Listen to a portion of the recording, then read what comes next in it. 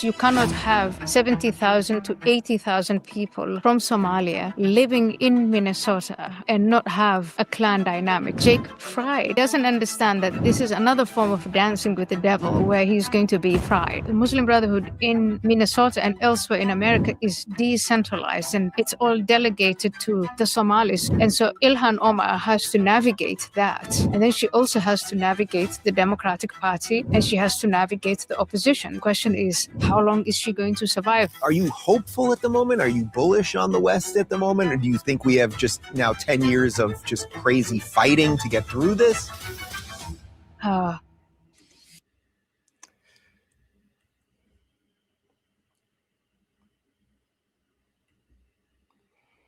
What's up, everybody? What's up? I hope you guys can hear me well. Welcome back to Free Somali Minds. My name is Kennedy. Lately, there seems to be an interest in Somalis. And essentially, I feel as a Somali myself, I have mixed feelings about this whole thing. When we look at what's going on, I can't help but feel, some type of way simply because it's, the finger is being pointed directly at Somalis right now. And so essentially what I'm thinking is all this interest, where does it come from? Where does all this interest come from? Where does all this, obviously I know everything that's going on in the news and everything like that. But what I'm asking is how come we are at the state we're in? It's 2026. The name Somali has been popping up everywhere. So I thought I would share this video, which is actually just came out today, I believe, from one of my favorite podcasts to listen to, which is the Rubin Report. Dave Rubin. I think he used to be with the Young Turks long time ago, and now I think they just got a falling out, and I can understand why. In any case, so Dave Rubin has, I think I think he's spoken to Ayaan Hirsi Ali several times, but this is the time that he's he's having a conversation with Ayaan Hirsi Ali about the state of things. So the intro that I showed you is from the latest interview that Dave Rubin had with Ayaan Hirsi Ali, where she explains the intricacies of Somalis in the West, the Muslim Brotherhood, and I mean she's still warning us the same way she was warning us 10 years ago, 20 years ago, even. Right? I think my first interaction, like I thought of her, was 2001, if I'm after 9/11, I believe. Now, look, she's been singing that same song. She's been telling us that same thing. I myself have gone through different points with Ayaan Hirsi Ali. What I mean by that is, as a Somali, back when I also believed in Islam, I detested her. I didn't like her. I used to say to myself, oh, well, she's just had a, bad family. Therefore, she's just blaming the religion. Oh, I would make all the excuses under the sun to dislike her. Then I I decided to pick up her book. I believe it's called Infidel. Yes. Or is it Nomad? Yeah, I think it's Nomad. Anyways, the first one. I picked it up, read through it, read her journey, and Ayaan Hirsi Ali is no slouch. Ayaan Hirsi Ali, as a matter of fact, as a Somali ex-Muslim myself, is actually someone that's been talking this same thing for the longest time. It's just we got updated to it. Like we hopped on the train finally. We kind of understand now what she was talking about. We understand how she was, where she was coming from. She was a politician as well, I believe. She was an MP. She was a member of the Dutch Parliament, I believe, Netherlands. And now I think she's in the US. But it's not really about Ayaan Hirsi Ali. In the sense, it is the fact that we share, we share ethnicity. She's Somali, I'm Somali as well, and so that in itself kind of gives me a bit of a a bit of how should I put it? Bit of closeness to what she talks about. I understand it at that at that level, but this interview that she just had with the Rubin report, with Dave Rubin, I thought was fascinating. So I wanted to kind of go through a few of the points that she was talking about. I'm not going to go through the whole interview. I think it's about a 49 minutes long. I will link it though, so you can go ahead and watch the whole thing. It's a fascinating. Anytime Ayaan Hirsi Ali is speaking, I think she's speaking with a loud voice, and she's very unapologetic about what she's saying. So that's one of my favorite things about her, is the fact that she doesn't sugarcoat it. She says it like it's supposed to be said. And for way too long, right, in my community, right, the Somali community, a lot of things are hush hush. A lot of things are not to be spoken about. A lot of things are kept in. So there's this protection of these things. Now I find myself in a position that Ayaan Hirsi is finding herself in, which is at this point, we have to bring these things to the outside, so that we can actually have decent conversations about these things, and actually just be honest about the whole thing. Because now we've come to a societies where it's trust-based societies, right? Trust-based societies in the sense that it doesn't really matter what your clan lineage is. It doesn't really matter what your belief systems are. It doesn't really matter all these different things. What it matters is that you abide by the Constitution that has been agreed upon when you took your oath to, have your citizenship. Or if you were not naturalized, and if you were born into it, then if this is your country of birth, whatever Western country you're living in as a Somali, that constitution would have to come first. Otherwise, we're just lying, and we're sort of. I'll put it this way. I had asked a question. I think it was regarding this specific thing. It was on TikTok, and what I said was, a lot of us, right, came, us being like Somalis, came from East Africa, and we came to these Western countries. So what I was asking was, if it really came down to it, where would your allegiance lie? Like, I mean, if your country needed you, meaning your adopted country, meaning the country that you ran to when you were running from war or famine or this or that, or any kind of bad things that was happening to your family or to yourself. If you were running away from these things, and this Western country welcomed you, how loyal would you actually be? Because I believe that this question is being asked, ladies and gentlemen. This question is being asked in so many different ways. In so many different ways, is being asked. So that's the question I was asking. Had a lot of very interesting comments, but I was reassured to see that, yeah, a decent amount of Somalis believe that that their country of choice, the country that they've immigrated to, they would stay loyal to it. And I don't think that's a tall ask. I don't think that's a tall order. Rather, it's how does the saying go? Love the country you're in, or live in the country you love. Yeah. So love the country you live in, or live in the country you love. It's really that simple. And I'm sorry, but in the 21st century, I think all lies are being exposed, and these questions are being asked in so many different ways.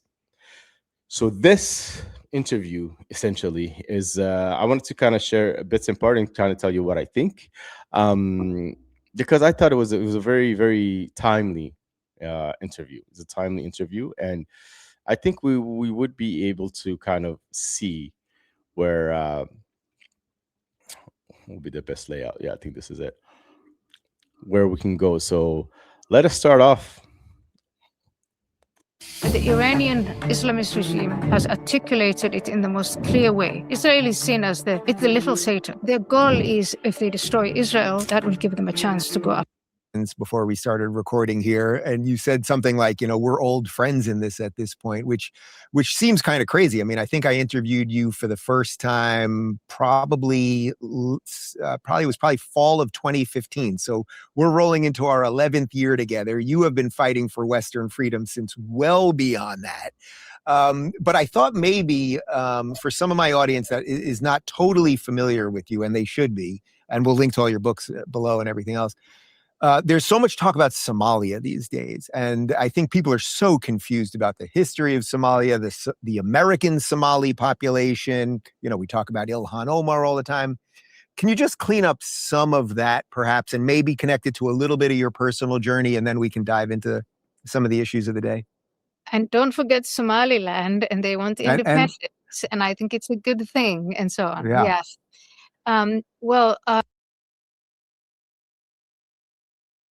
Just want to take a quick moment there as she refers to Somaliland. So just quickly, if you guys are not aware, the northern part of the old Somalia is, it's called now the, Somaliland. Um, Somaliland has basically received recognition. I think on Boxing Day, I think it was December 26th or something. It received recognition from none other than Israel. I swear, sometimes I believe that. I think that sometimes this whole thing is a cosmic, it's a cosmic comedy, because Israel basically recognized Somaliland, which basically, well, let's just say that that's like the last country. I laugh at it because I personally support that's a great thing that has happened. I was saying in some panels that at least now a portion of Somalis are no longer, have very clearly, segregated themselves from this notion of the ummah, the notion of this Arab world that's been, the slide that's been sold to the Somali people. And I believe that's a great thing. And that's what she's alluding to when she talks about Somaliland gaining gaining independence. Let's carry on. I was born in Somalia in November of 1969, and Somalia became independent in 1960, and independent from British Somaliland. That is the region that now wants to become independent. And then there was an Italian Somaliland, and that's where my father comes from, and also that's where I was born. But I was born after independence. And, as I don't know how familiar your audience is with African history, but usually after independence, people have these incredibly high hopes of building nation states that will thrive and that, hold all of these different clans together and different tribes. And for Somalia, that didn't materialize after the white man left. Because soon after, my father was one of the people who wanted to make a Somalia that looked a little bit like America. You come in and you have founding fathers that designed this beautiful constitution and lay down these pillars, and everybody's going to subscribe to that, and we'll build this great nation state. That's not what happened. In October of 1969, the Soviet Union, I would say, pretty much marches in by using a local Somali sergeant. And ever since, it's been chaos. So I was born into that upheaval. But within these great power politics mix of, the two, during the Cold War, the two hemispheres, Soviet Union versus United States, in Somalia, what predated and still goes through and is the permanent, I would say, feature of Somalia is the bloodline. It's the clan. And I remember being 5, 6, 7 years old, and my grandmother sitting my siblings and I down under a tree and teaching us our clan line. That's like your passport. I am Ayaan, the daughter of Hirsi, who is the son of, and so on and so on. And so every child is taught that. That is your welfare state. That is your benefit state. That's who you fight for and who you die for. That's your identity. And to supplement that identity. Yes, sorry. I just wanted to add one thing there. When she says that's your welfare state, I couldn't have said it any better. This is something that is taught, and I know Somalis, at least the enlightened ones like to stay away from it, or like to somehow, kind of, shovel it under the carpet, or But the thing is that it's just a fact. It's just a fact. What she's talking about is just fact. As a matter of fact, what can happen sometimes is, let's say someone who I'm, loosely related to, or in the clan lineage, that I've never met, mind you, that might be back in, in the Horn of Africa, might have committed a crime. Let's just say, right?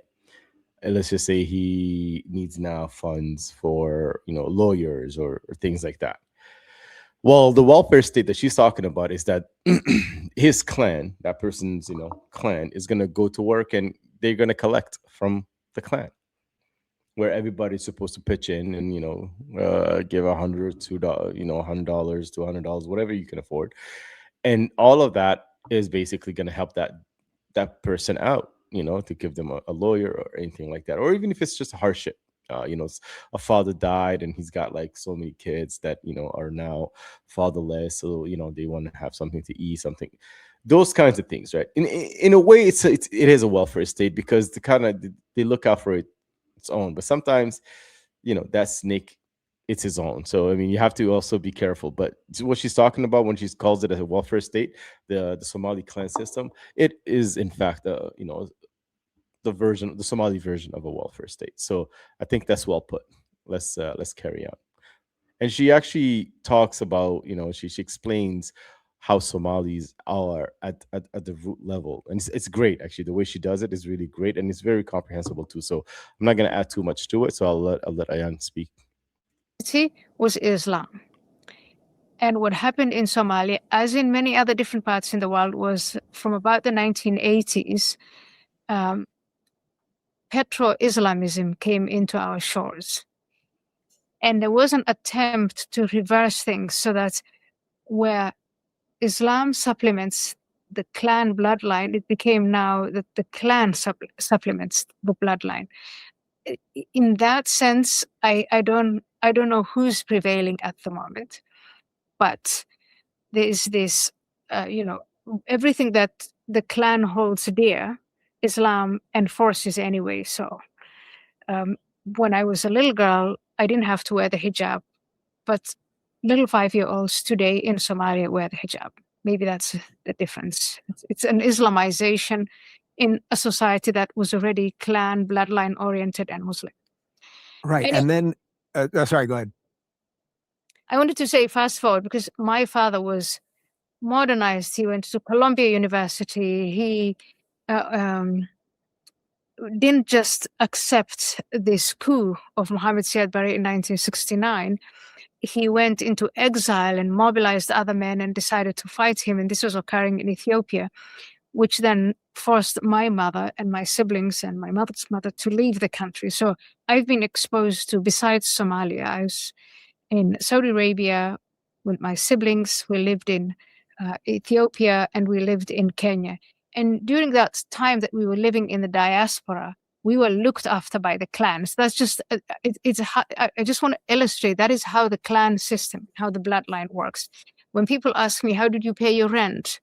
Where did you get food from? Who did this for you? And it's wherever we go, there are Somalis. And if I meet you today, I'm not just going to say, hey, your name is Dave Rubin. I'm going to ask, you are the son of who? And you're going to say, you're the daughter of who? And then we try and track the bloodline, and we'll get somewhere when we maybe trust one another and help one another. Or maybe we'll get to a place where we keep our distance and, we feel that there's a sense of tension and animosity. And that's how it works. So there's so much there that I think connects to what's going on right now. We don't have to tell the rest of your story at the moment. Yeah, there's a lot more to say. But I just wanted to come in and basically say something about the religion resembling what we already had. You'll hear a lot of Somalis say, look, Islam didn't come to us by force. We already accepted it at some level. And I think maybe this had something to do with it. Essentially, the clan system is a way to assure it's an assurance, essentially, right? It's an assurance. So when she kind of compares it to Islam, it is that same I don't know how else to say it, but to call it a gang mentality, right? It's kind of like us versus them.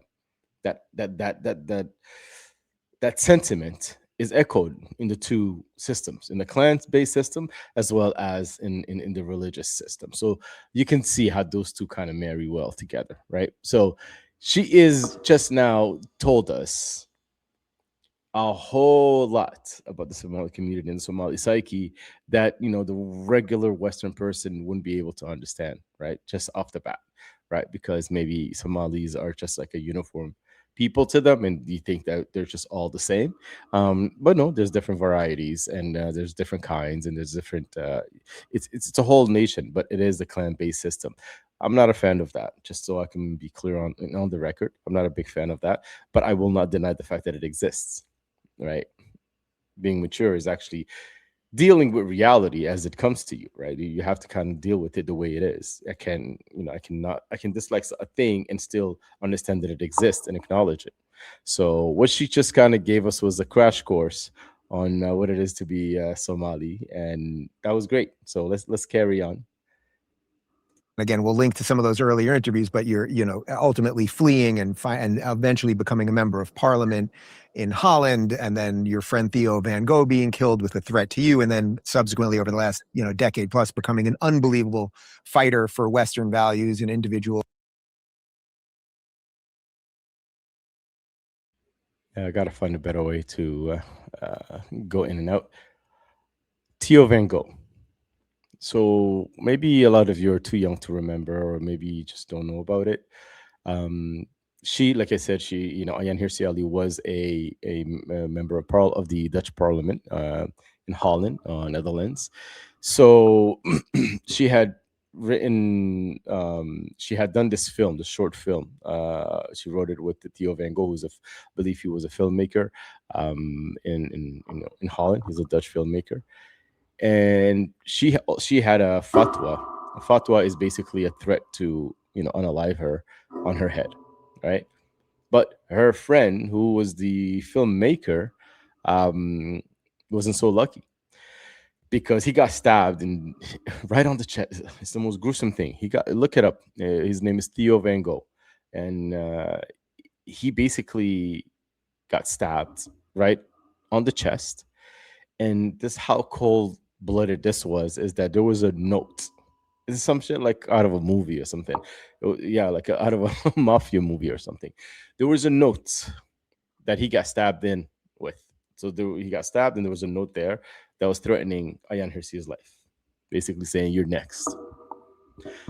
So this is, and I'm thinking like this is like more than 15 years ago. Like this is a while back. So you have to understand, like when these people speak out and they actually talk about these things, it comes at a cost. And I believe the more people are talking about it more openly, the more people are going to be actually able to, like, let's spread the danger is basically what kind of started happening now, because people are like, no, we will not be silenced, because you kind of understand that this mentality of just kind of silencing people was taking roots. People were actually being silent and being silenced. Ayaan Hirsi Ali, for example, she was a pariah for the longest time. She was looked at as someone that was a self-hating Somali, a sellout, a this and that. But how does it make sense? How is she a sellout? If she is against an ideology that wants to unalive her, is that being sellout? If she's against an ideology that wants to completely erase her from existence, how is that selling out? And here's the thing that my community actually has to understand is the fact that we are very tribal. That tribal mentality has to kind of shift.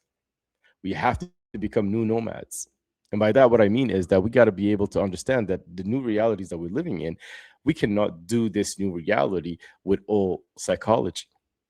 You can't deal with this new reality with your old psychology. You got to be able to kind of adapt. You got to be able to kind of be. And like I said at the beginning of this video, the question will still be asked: where does your loyalty lie? Now, I'm not gonna go into, I'm not gonna show you the whole video, but I want to show you just a little bit more, and I'll come back and maybe we can wrap it up there. rights and freedom and all of those things. But I want to focus on the clan thing for a moment, because there's a video from probably 3 or 4 months ago where Ilhan Omar is on, who obviously is Somalian, where she's on stage and she supported Jacob Fry, not the Somali who was running against him, although he, I think, in some sense thinks he's Somali or something like that. And she started talking about the clans that had betrayed her. Are you, I suppose you're not that surprised that they've imported this type of thinking into America when you hear something like that?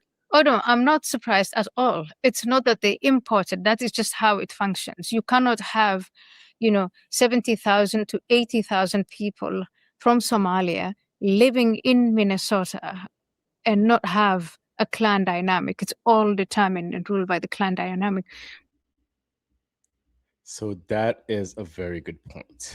And that's a point actually I wanted to kind of speak a little bit more to.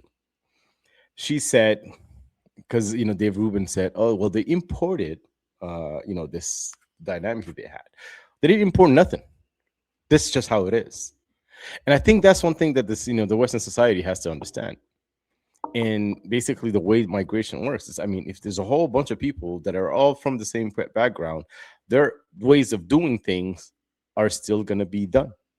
Like it's not going to magically, so it's just because someone came in, they're not magically just going to adapt to everything that's around them, especially if they're living in I don't want to call it a ghettoized, but basically in a neighborhood where all they see and here is Somali, is their own ways. So how is it different to be in Minnesota than to be somewhere in the Horn of Africa?